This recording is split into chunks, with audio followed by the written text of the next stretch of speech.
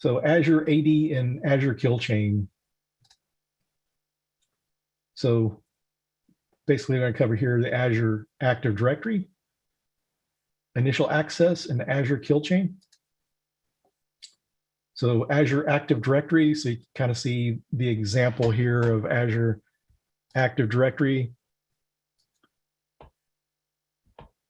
So Azure Active Directory is an identity and access management system used by Microsoft Cloud applications. The Azure Resource Manager and other third-party applications integrate with it.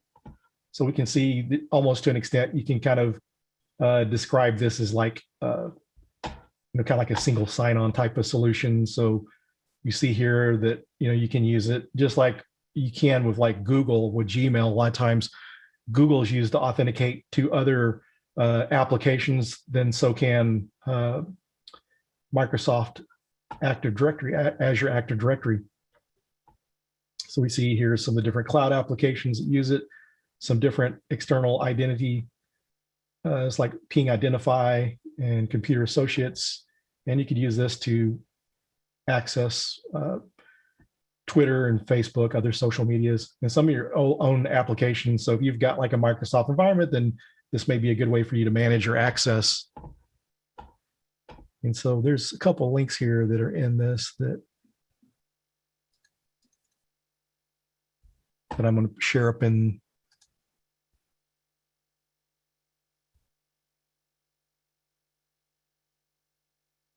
Okay, so there's the first link.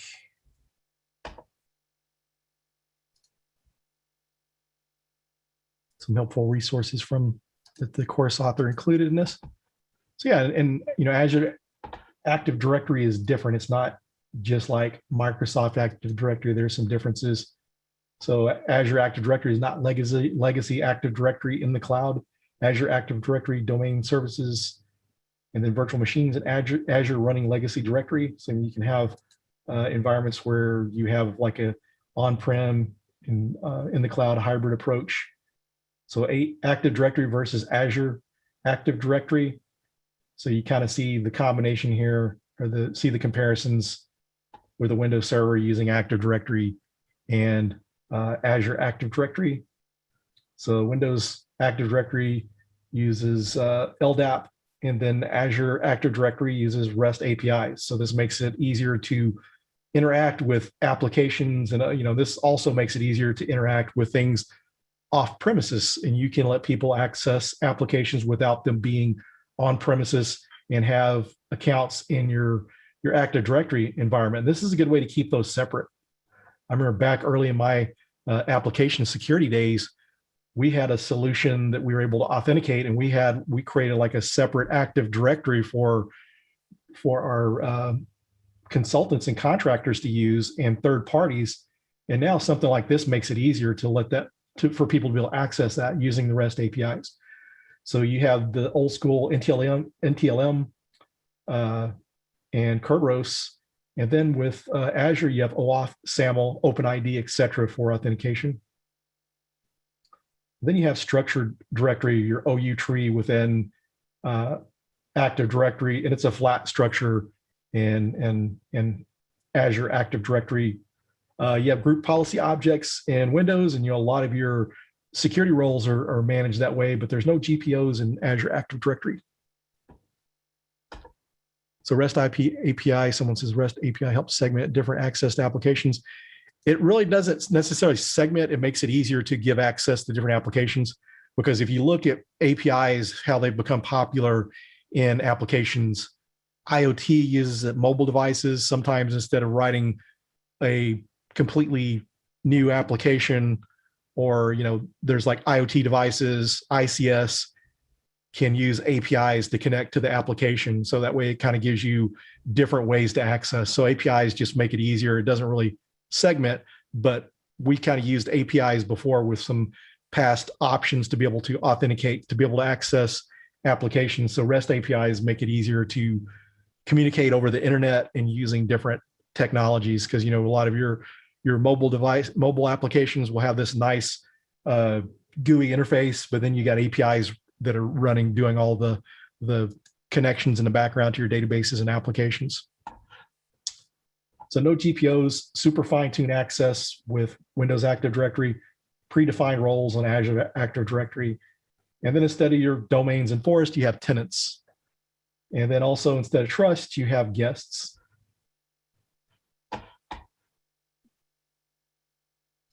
And so you all have this information. I will share a link from the slide because it's kind of always hard to look at a slide and try to type in the URL because the URLs are always so long and complicated and easy to mistype. There's a little more information on that.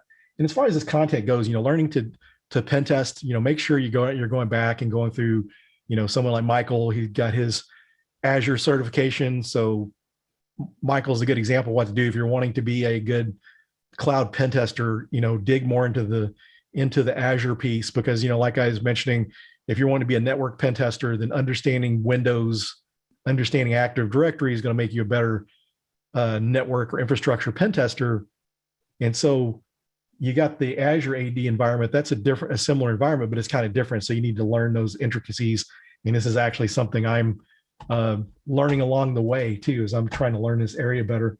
In the early days of web app pen tests, early days of cloud pen tests, basically you were doing an application pen test. There really wasn't much testing of the infrastructure. And then if you looked at it, you tested it just like a normal pen test. But then as time's gone on, people understood the technology better. They understood that there's other ways that things need to be tested.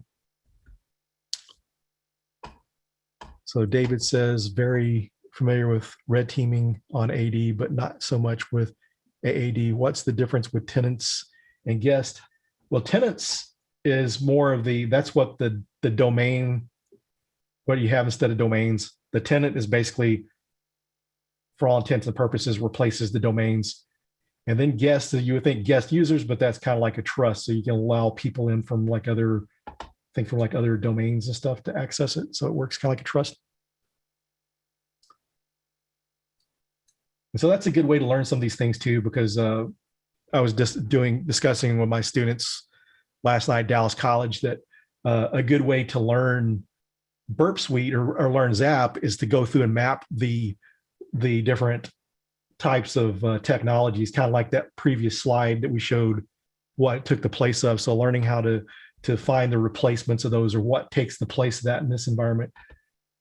So AD to AAD integration. So integrating your on-prem Active Directory to Azure AD. So password hash synchronization, ADFS, and pass-through authentication.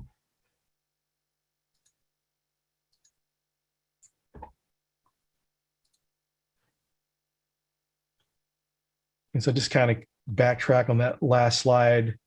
Azure AD as we said, isn't the same as legacy AD on premises. Here is in that slide, it gives you some differences. So that gave you just the differences of those. And so no GPOs. So yeah, we covered that.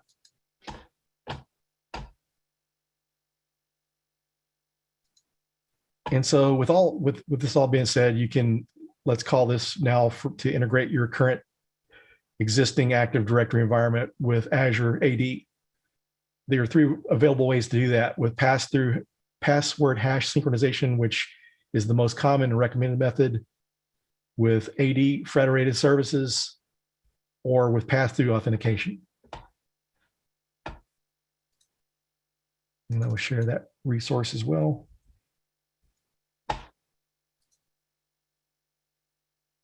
And the good thing with this stuff is to keep good notes. As you're learning, use something like OneNote or KeepNote, Joplin, or Evernote to keep track of your notes. That way, if you find a good resource, like I shared that link, you go out there and look at that resource, kind of put some notes to yourself so you remember things, because there's things that you may research and that article doesn't fully explain it. So make sure you're keeping good notes on that too. So you're seeing a lot more of this in environments now. And with the pandemic, more people have kind of accelerated going to the cloud. So a lot of companies are sharing, setting up their environments on-prem and in the cloud. And the nice thing about one of the things, the strengths and beauties of Azure compared to AWS is hosting your, be able to host some of your assets more integrated seamlessly with your Microsoft environment using it in the cloud. And so some of these accounts will kind of sync with Active Directory in Azure AD.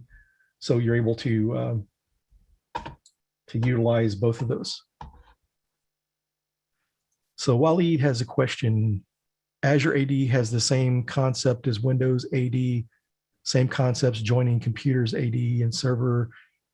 So as far as like some of the concepts are similar, but I'm really not sure about most cases. If you're actually joining to AD, I would think the stuff that's in the cloud would be joined. So I think it'd be similar. One of the things is it's a lot less granular what you can do with Active Directory, because before, way back, people used to manage a lot of their different objects and stuff in Active Directory, but you'll have like your users in there, and so your rights and stuff will be, as far as joining, I'm not really 100% sure on that. If Michael knows that you do that. So, okay. So Michael says DC Sync and DC Connect syncs with stuff in the cloud.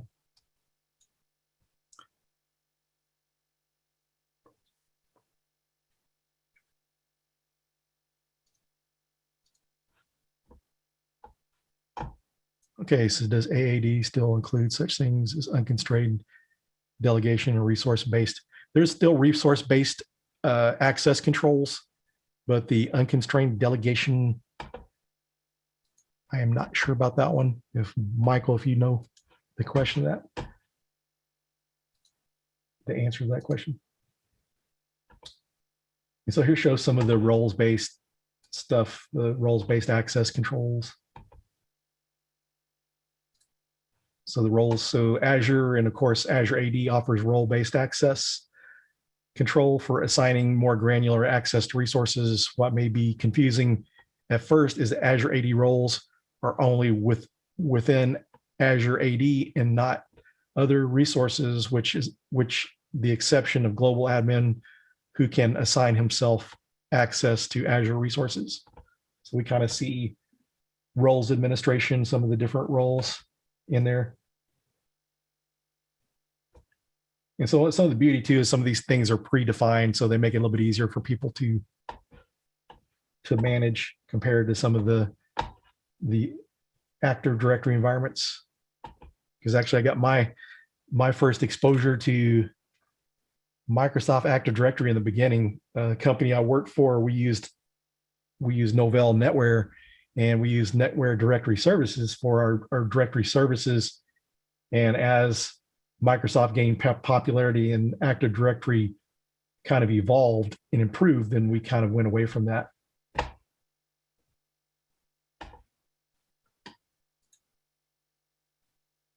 And so there's the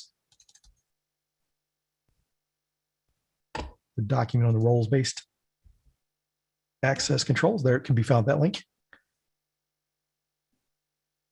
Yeah, you just aged yourself, Michael. You're older than I thought you were, because it's interesting. When I started out, NetWare 411 was new. I went through a Novell NetWare.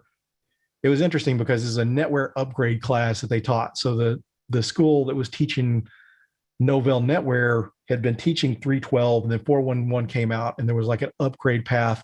So we did the upgrade path, and so yeah, Novell Directory was something different, man. They just managing directory services there was interesting because a lot of the stuff was from command line on a Novell NetWare server.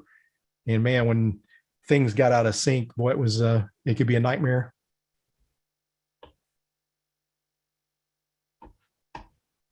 So we can see the different roles for the roles administrator in there. So Azure, okay.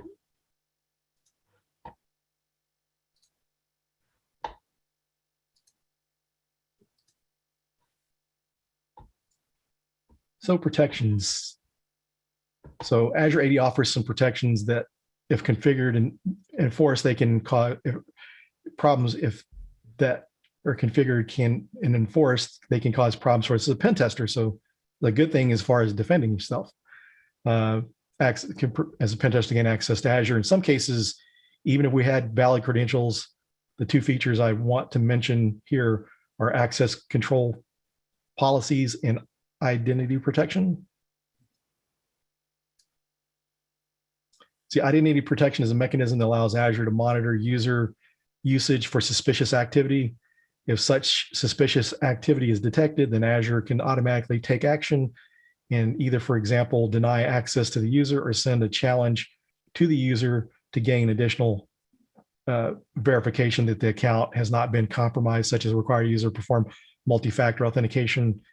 Examples of suspicious behavior is a connection from anonymous or malicious IP address, a sign-in where user on which password spraying attacks was being executed, impossible time travel, and so on. So even with user credentials available, we may encounter problems as a pen tester signing in because identity protection is configured, and if it's configured and enforced. So here you kind of see the diagram of how that's set up, these policies. So we're going through to verify access attempt, allow, require MFA, or block access. And then this provides access to the applications and the data. And so these show the different type of devices trying to connect.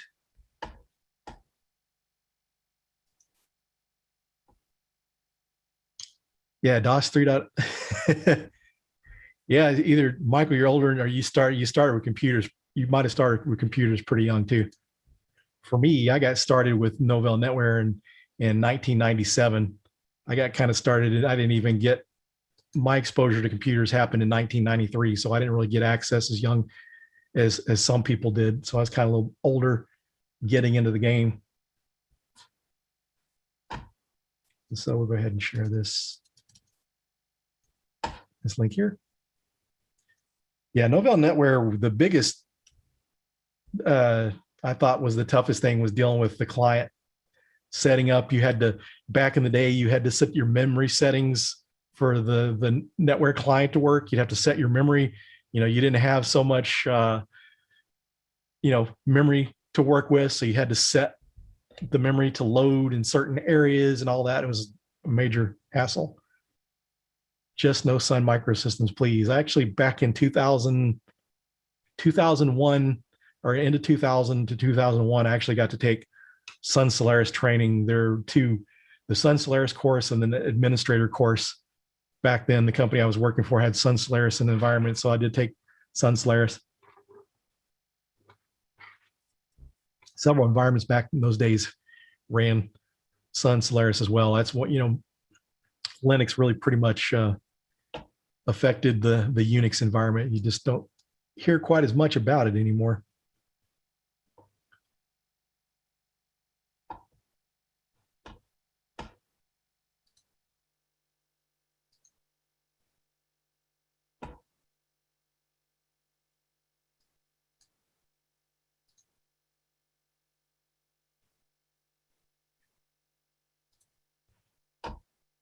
And so, okay, initially no access outsider user role. So in the cloud world, gaining access directly to an organization's resources as an outsider is nearly, if not impossible. Typically, you would need to achieve some kind of access that the organization's environment, which can be a guest access or internal employee access. Of course, if you were to obtain administrative access, that would be the best case scenario. However, it is not always that case. In many cases, you tend to have additional protection and restrictions in place to prevent compromise. As an attacker, through oftentimes your goal is gaining some sort of administrative access.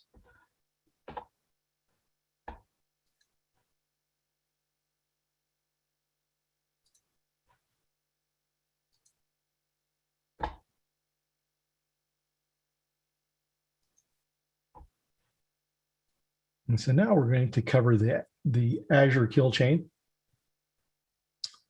So in the cloud world, gaining access directly to organizations' resources as an outsider is nearly, if not impossible. Typically, you would need to achieve some sort of kind of access outside of that. So here we're going the Azure Killchain. I'm going to bring up that URL.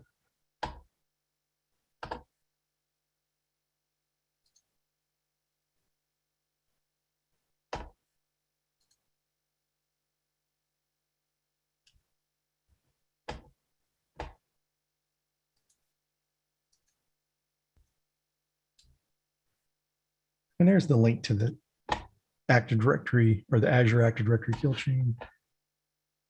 So this site has some really good information on it. Are you able to see? Let's see.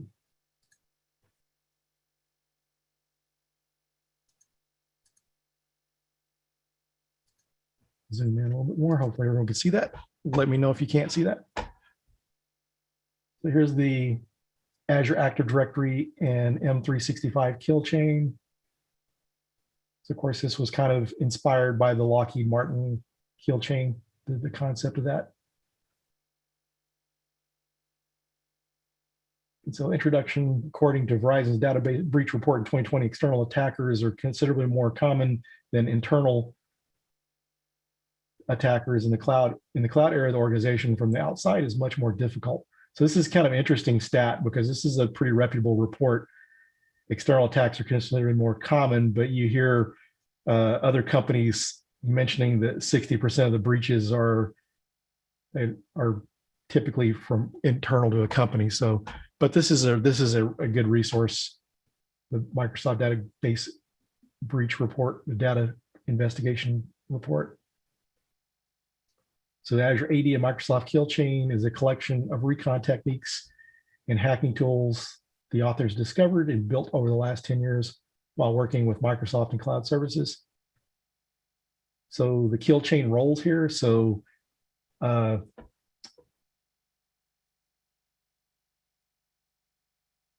Mike asks why I like the assumed breach pen test model, so I'm not spending hours trying to land. Yeah, that's a very good approach to take, because a lot of times trying to get that initial foothold, and sometimes companies don't want to go through phishing their employees, and it saves a lot of time if you can do assumed breach. And actually, Tim Medine from Red Siege was the first person I actually heard mention assumed breach. So assumed breach is a good way of doing things. Sometimes companies will do that. It'll save time, because otherwise, like we're covering today, initial access.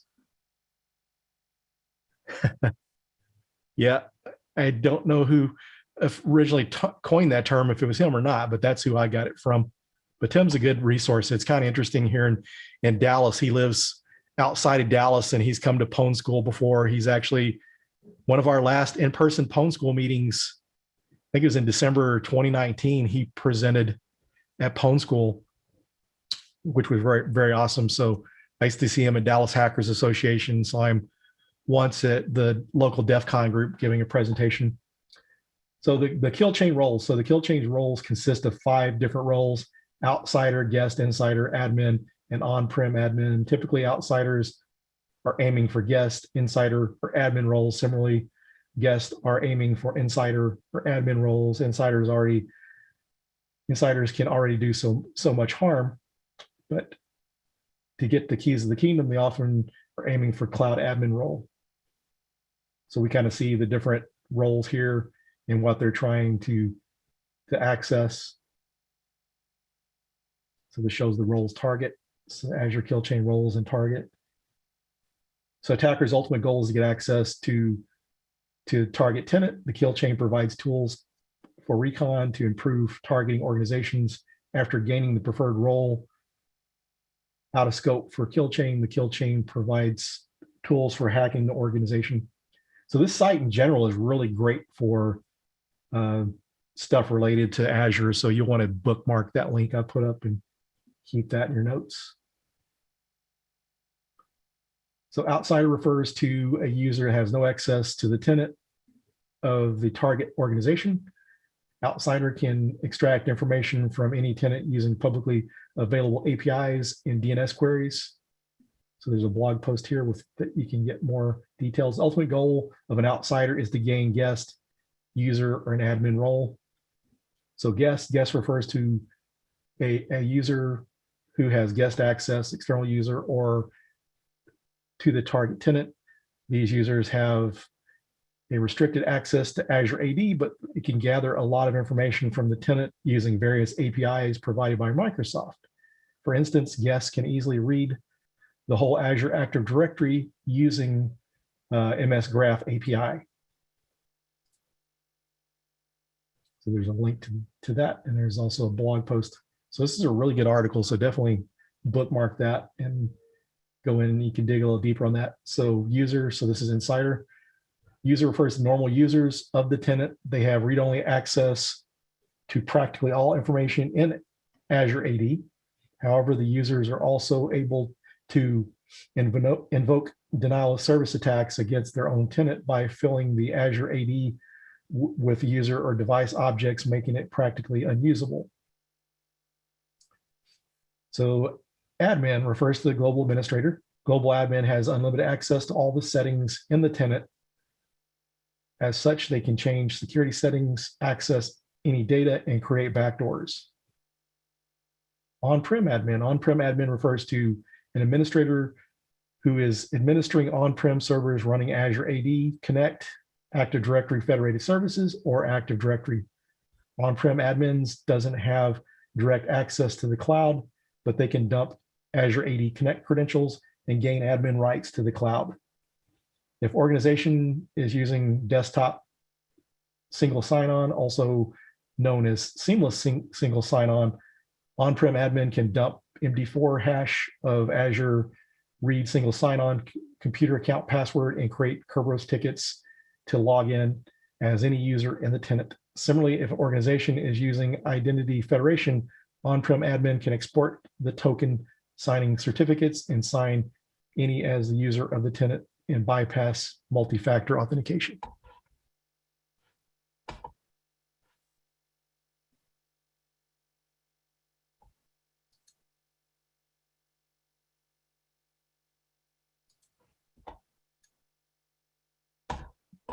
So let's go back here and check the questions. So the signals and access control policies, and when authentication based on conditioning, you may be able to ask MFA or just ask allow access. Yes.